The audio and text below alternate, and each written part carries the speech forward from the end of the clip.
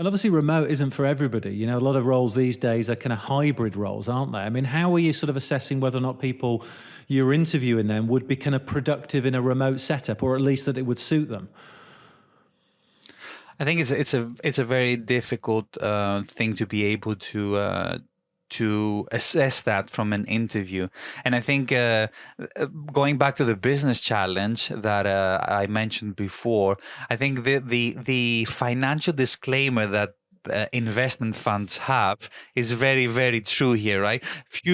Current performance is not an indication of future performance. So we always have to take that into consideration, that somebody might excel, but then when they start working, they might not be, into the job, or they might have personal issues. You never know. So I think it's very difficult to be able to assess that until you actually put it into practice.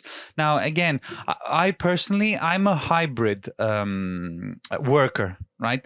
I love coming into the office because I love getting out of the house. I just love that daily routine of going into the office, But at the same time, I like the flexibility of when I don't want to do that and I need to stay at home, or because I have to start a call at 7 a.m. in the morning, which means I would have to wake up at like silly o'clock to get into the office. I can just do it at home. So I love that flexibility. Again, everybody's different, and I think you have to assess that as you work with people. And again, it goes back to the point I mentioned about the "how are you" question.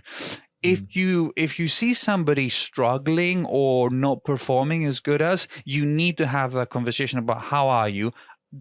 Is there something that we can help you with before you lunge into any kind of performance review and telling them that they're not doing a great job? Because if they're not performing because of this new world that we're living in, then let's find a way to sort it out. Let's find a solution so we can make you more productive.